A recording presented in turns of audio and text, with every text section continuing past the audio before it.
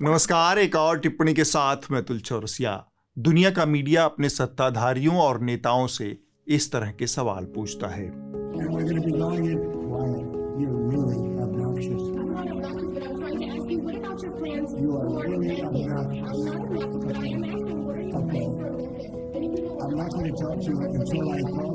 और हमारे देश का मीडिया योगी आदित्यनाथ का नाई ढूंढने में व्यस्त रहता है।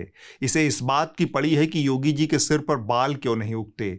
आखिर कैसे योगी जी कुदरत की इस बेशकीमती नवाजिश से महरूम हैं। चलिए आगे बढ़ते हुए अब आपको मिलवाते हैं योगी आदित्यनाथ के नाई से। मुख्यमंत्री योगी के बाल बड़े क्यों नहीं होते? आपके मन में ये सवाल एक बार जरूर आया होगा, तो आज हम आपके मन के इसी सवाल का जवाब खोज लाए हैं। इनसे मिलिए, ये हैं भागवत शर्मा और यही वो शख्स हैं जो अब तक योगी के सिर के बाल बड़े नहीं होने देते। यह भी उलट बांसी ही है कि योगी जी के सिर पर बाल नहीं आते, लेकिन जीएसटी का तथाकथित उत्सव मनाने के लिए वो शैम्पू की बोतल निहारते नजर आते हैं।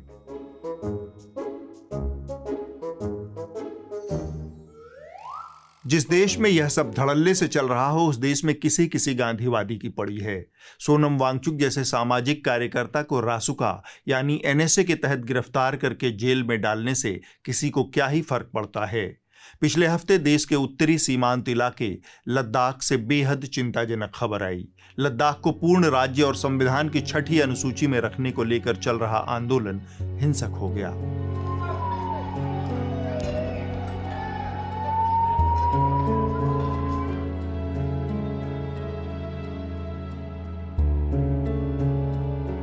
इस हिंसा से निपटने के लिए सरकार ने दोहरी हिंसा का इस्तेमाल किया, जिसमें 4 लोगों की मौत हो गई।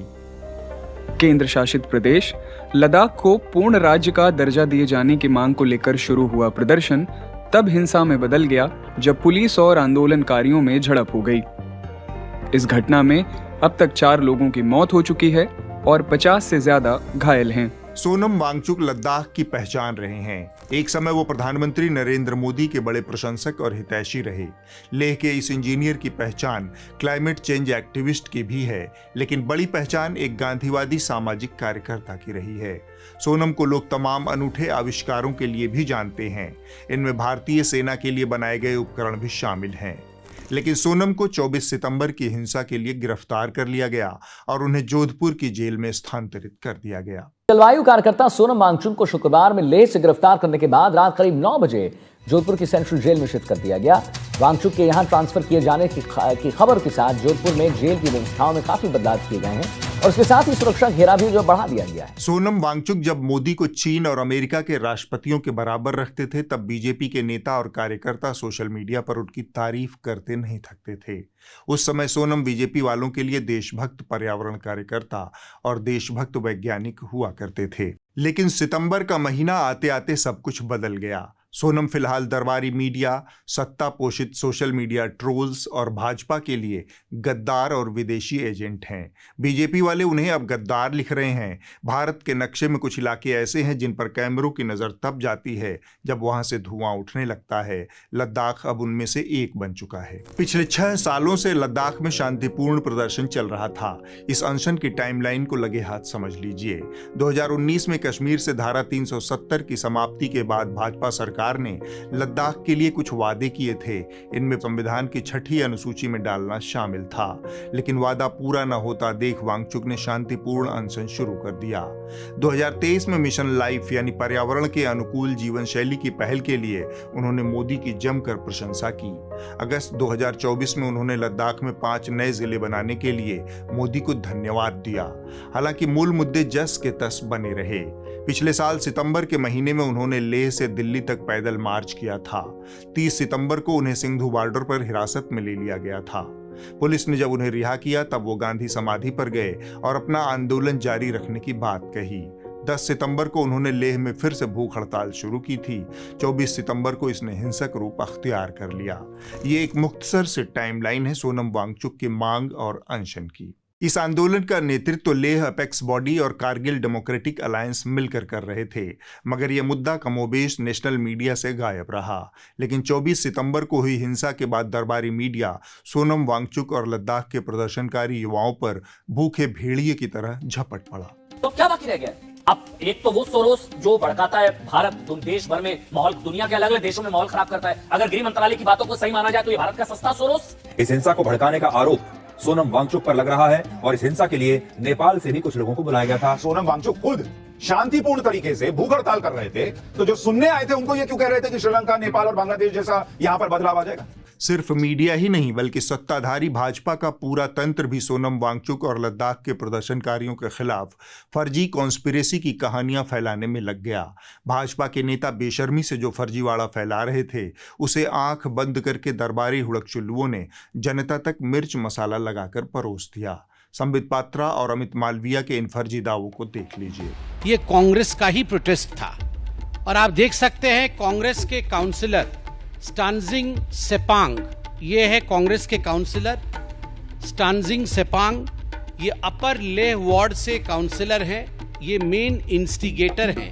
आप देख सकते हैं ये आप अपने हाथ में हथियार लिए बीजेपी की दफ्तर की तरफ भी बढ़ रहे हैं। अब आप देख सकते हैं कि वही काउंसिलर स्टानजिंग सेपांग राहुल गांधी जी के साथ है।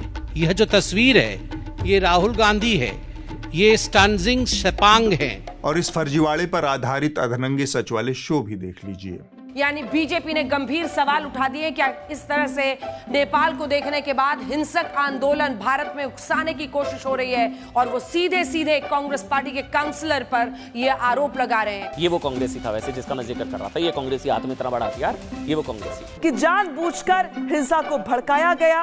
पार्षद फुंडसो के बयान से हिंसा भड़की। इसमें कांग्रेस का नेता, कांग्रेस का काउंसलर शामिल है जिसे आप देख रहे हैं, जिसने मुंह पर मास्क लगा रखा है। इसके बारे में बहुत सारा फैक्ट चेक पहले से उपलब्ध है। आज तक से लेकर न्यूज 18 इंडिया तक आपको झूठ परोस रहे हैं। ऑल्ट न्यूज का ये शो आपकी आंखें खोल सकता है। ऑल्ट न्यूज को ये एक तस्वीर भी मिली जिसमें ये कथित व्यक्ति दिख रहा है। आप स्क्रीन पर देख सकते हैं कि इस व्यक्ति ने वायरल तस्वीर की तरह ही कपड़े और चश्मा पहना है। अब अगर इस व्यक्ति की शक्ल को कांग्रेस काउंसिलर फुटसोंग की तस्वीरों के साथ रखा जाए तो साफ मालूम होता है कि ये दोनों अलग अलग व्यक्ति हैं। दोनों के चेहरे में काफी अंतर है। इतने बड़े बड़े खबरिया चैनल्स अगर चाहते तो 2 मिनट में भाजपा के दावों को उधेड़ कर रख सकते थे, लेकिन इन दरबारी चैनलों के लिए यह सब कुफ्र है, ईश निंदा भी कह सकते हैं। जनता को फर्जी खबरें दी जा सकती हैं, लेकिन ईश निंदा कदापि नहीं। इससे तो कहीं ज्यादा हसीन है वो कॉन्स्पिरेसी की कहानियां। जी हाँ, कॉन्स्पिरेसी थियरी मोदी तंत्र का सबसे यूजफुल और बारंबार इस्तेमाल होने वाला हथियार बन चुका है। भोंपू पत्रकारों के कंधे पर रखकर लोकतांत्रिक आवाज़ों को निशाना बनाने की बदमाशी को इस सरकार ने आर्ट फॉर्म में तब्दील कर दिया है। हाथरस में दलित लड़की की हत्या साजिश है, बहराइच में हिंसा साजिश है, किसान अपने हक की मांग करे तो खालिस्तानी साजिश है, स्टूडेंट प्रोटेस्ट करें तो टुकड़े टुकड़े गैंग वाली साजिश है। हाल ही में बरेली में हिंसा हुई, वह भी दलित दरबारी मीडिया के लिए साजिश ही है। अब वहीं बरेली हिंसा पर एक बड़ा खुलासा हुआ है। सूत्रों के मुताबिक 40,000 लोगों को जुटाने की तैयारी थी। प्लान ये था कि हर मस्जिद से करीब 100 लोग निकाले जाएं। यही नहीं, बाहरी जिलों से भीड़ बुलाने का इंतजाम भी किया गया था। हर बार एक ही टूल किट पर नाचने वाले खबरिया चैनलों के एंकराओं की ये कारगुजारियां हमारे सामने एक और सच्चाई रखती हैं। ये दरअसल इस देश की जनता के विवेक और सोच समझ के मुंह पर तमाचा मारती हैं। आखिर ऐसा क्यों है कि हर साजिश का पता इन टीवी चैनलों, सरकारों और पुलिसिया तंत्र को घटना होने के बाद लगता है? घटना के पहले ये हमेशा कुंभकर्णी नींद में सोए रहते हैं। इसका जवाब एकदम सरल है। यह सरकार हद से ज्यादा प्रोपेगेंडा और दुष्प्रचार पर जिंदा है। इसके पास हर समस्या का एक ही समाधान है, बदनाम कर दो, चाहे इसके लिए झूठ और प्रपंच ही क्यों न करना पड़े।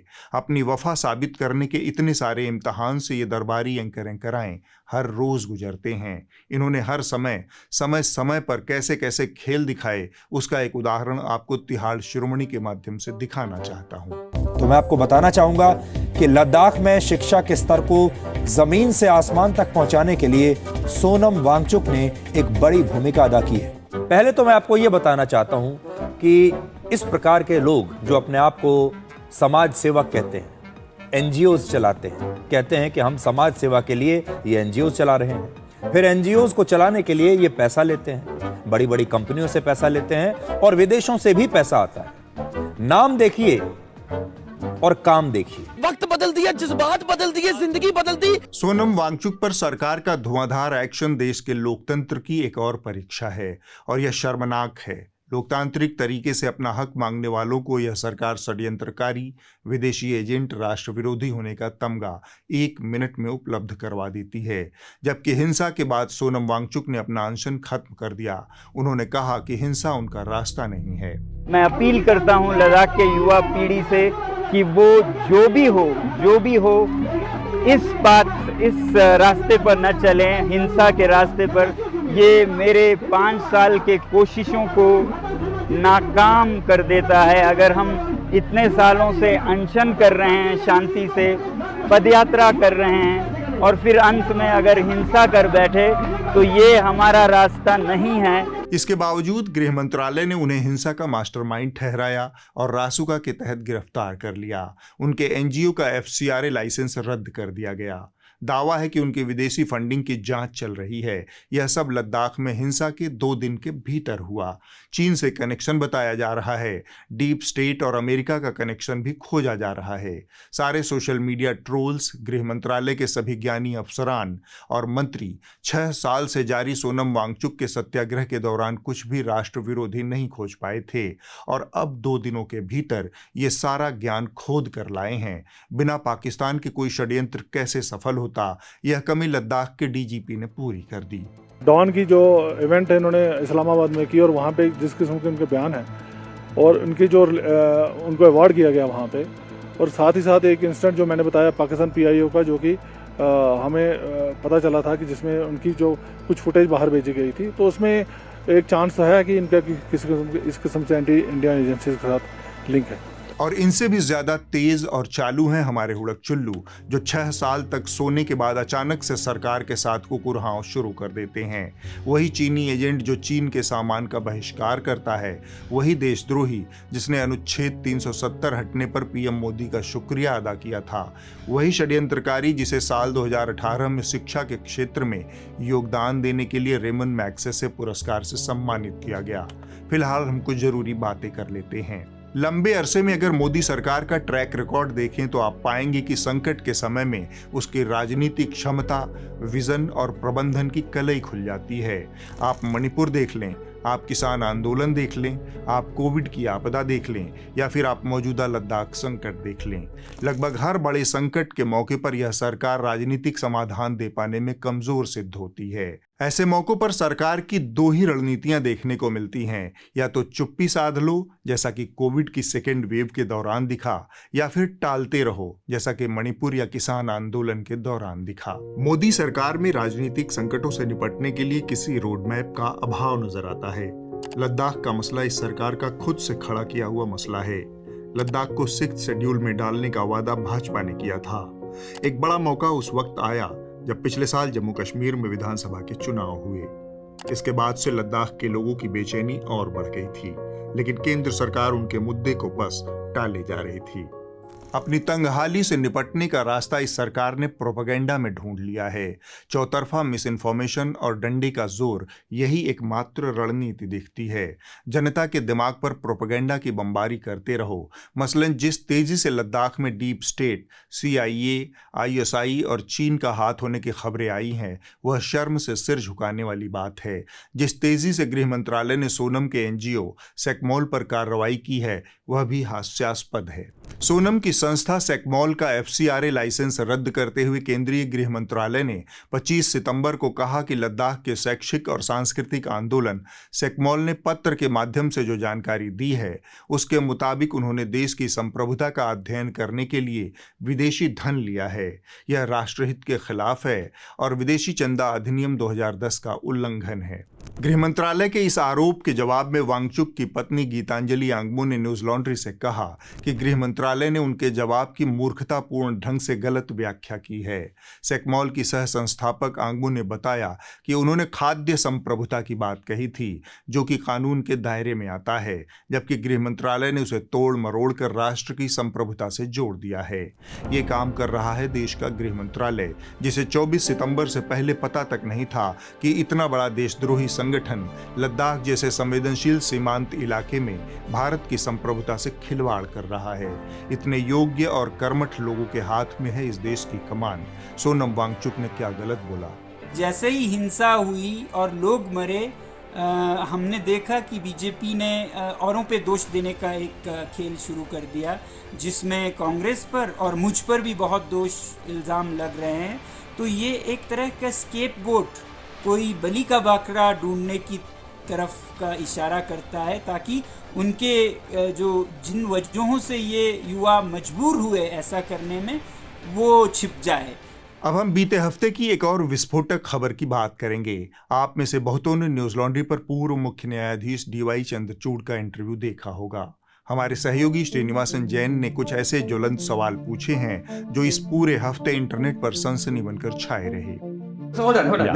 No. So that's an interesting point, because the argument there is that the idea that the inner courtyard was contested was a result of also the Hindus committing illegal acts like desecration and asserting their rights and creating disturbances. The fact that the Muslims didn't do that in the outer courtyard, they didn't contest it, then becomes almost a grounds to punish them. That the fact that you didn't put up a fuss, you didn't put up a fight, while the Hindus did, actually weighs against the Muslims, is one critical reading of the verdict. Now, when you said that, well, it was the Hindus who were desecrating the inner courtyard. What about the judgment itself? What about the fundamental act of desecration, the very erection of the mosque? We forget all that happened. We forget that happened in history. Now, once you accept that that happened in history, and we had evidence in the form of archaeological evidence, how can you shut your eyes? So, you know what is really being done by many of these commentators that you have referred to is that you have a selective view of history, ignore evidence of what happened beyond a certain period in history, and start looking at evidence which is of a more comparative But I thought, nature. Justice Chandrachud, correct me if I'm wrong, I thought the judgment found that there was no evidence that the underlying structure was necessarily demolished to build the mosque, because there was a gap of several centuries between the underlying structure and the mosque, and there could have been any number of reasons. There was adequate evidence from the archaeological excavation. Now, what the evidentiary value of an archaeological excavation was a separate issue altogether. All that I want to say really is this. The point that you're saying that that there was a desecration earlier, right? But where was the evidence of that? There's evidence in the form of the archaeological report. No, but not the fact that the mosque was built by demolishing a structure. Simply that there was an underlying structure which could have collapsed for a number of reasons. Justice Chandrachud हमारे दौर के कुछ एक ऐतिहासिक और विवादित मुद्दों पर दिए गए फैसलों का हिस्सा रहे। इनमें अयोध्या राम जन्मभूमि विवाद, धारा 370 का रद्दीकरण, इलेक्टोरल बॉन्ड का रद्दीकरण और बनारस के ज्ञानवापी मस्जिद के सर्वे से जुड़े महत्वपूर्ण मुद्दे शामिल हैं। इस इंटरव्यू के दौरान पूर्व मुख्य न्यायाधीश ने 2 मौकों पर अपने फैसलों का औचित्य इस तरह से साबित करते नजर आए जो या तो उनके असली फैसले में मौजूद ही नहीं है या फिर वो तथ्यात्मक रूप से सही नहीं है। मसलन श्रीनिवासन ने जब उनसे पूछा कि 1949 में बाबरी मस्जिद की शुचिता भंग की गई, इसका विपरीत असर हिंदू पक्षकारों पर क्यों नहीं पड़ा, इस पर चंद्रचूड़ ने जोर देकर कहा कि उस स्थान पर मस्जिद का निर्माण ही बुनियादी तौर पर अशुद्ध करने वाला कृत्य था। जस्टिस चंद्रचूड़ ने अयोध्या मामले में 5 जजों की पीठ द्वारा दिए गए फैसले के एकदम उलट बात कही थी। फैसले में लिखा है कि इस बात के कोई सबूत नहीं है कि मस्जिद किसी मंदिर को ढहा कर बनाई गई थी। एएसआई ने यह जरूर कहा कि मस्जिद के नीचे एक ढांचे के अवशेष थे, लेकिन उसके ढहने की वजह नहीं पता है। ढहने और मस्जिद बनने के बीच में करीब 4 सदियों का अंतराल भी है। इसी तरह जब बनारस में ज्ञानवापी मस्जिद के सर्वे की अनुमति देने का सवाल इस बिना पर पूछा गया कि प्लेसेस ऑफ वर्शिप एक्ट का क्या अर्थ रह जाता है, इसने तो एक नया दरवाजा ही खोल दिया। संभल में हिंसा हुई, तमाम मस्जिदों मजारों पर लोग दावे कर रहे हैं। यहाँ एक बार फिर से जस्टिस चंद्रचूड़ ने जो बात कही वह तथ्यात्मक रूप से सही नहीं है। उन्होंने कहा, यह निर्विवाद तथ्य है कि मस्जिद के तहखाने में हिंदू लगातार प्रार्थना करते आए हैं, हम उसे नजरअंदाज नहीं कर सकते। चंद्रचूड़ का यह दावा स्थापित तथ्यों से मेल नहीं खाता। मस्जिद पक्ष लगातार इस बात का खंडन करता आया है कि हिंदू पक्ष मस्जिद के तहखाने में पूजा करता था। जस्टिस चंद्रचूड़ के इन 2 बयानों से इंटरनेट की दुनिया में हलचल मची हुई है।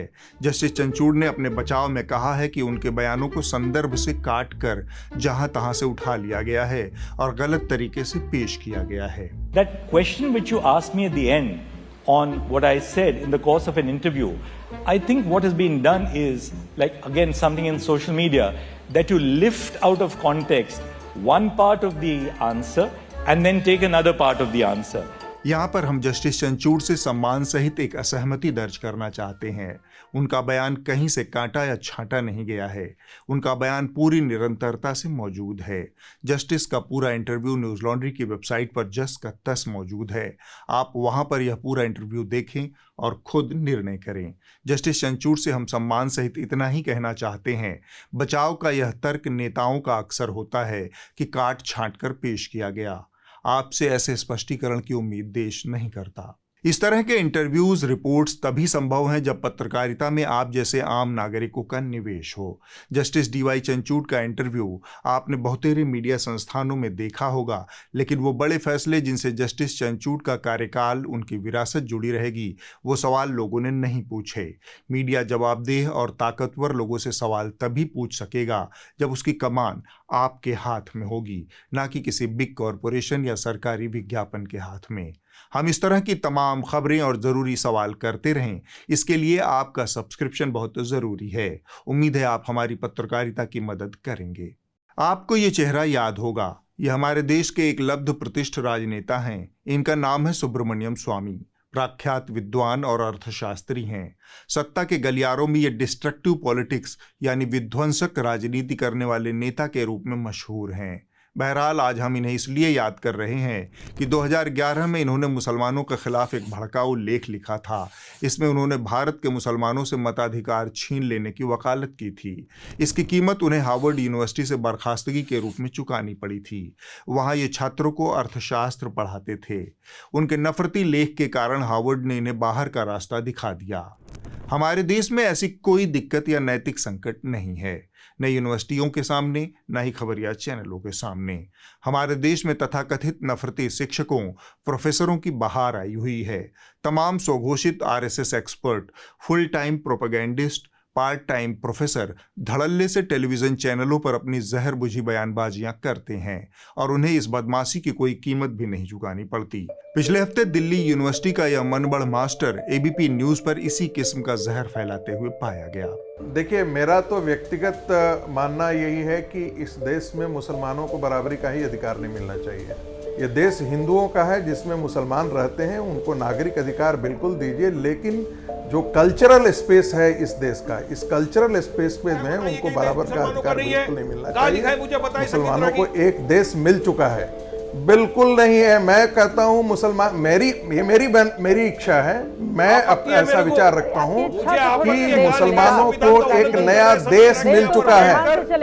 इन मुसलमानों ने देश के साथ गद्दारी की है, इन गद्दारों को बराबर का अधिकार नहीं मिलना चाहिए। और जब यह आदमी बेशर्मी से यह सब कर रहा था, तब एंकर चित्रा त्रिपाठी बहुत लिजलिजे तरीके से मिमियाती नजर आ रही थी। दृढ़ता से इस मनबड़ आदमी को उसकी जगह दिखाना इनके बस में नहीं है। ऐसा इसलिए है क्योंकि इनका अपना कोई स्टैंड नहीं है। सारे स्क्रिप्ट इन्हें कोई और लिख कर देता है। पहले माफी मांगो, वापिस माफी मांगो, आज वापिस माफी मांगो। आज मुसलमानों को गद्दार बोल रहा है चित्रा जी, आप बोलने दे रहे हो। सारे मुसलमानों को कैसे आप एक ही रंग में रंग सकते हैं? हटाओ स्क्रीन से।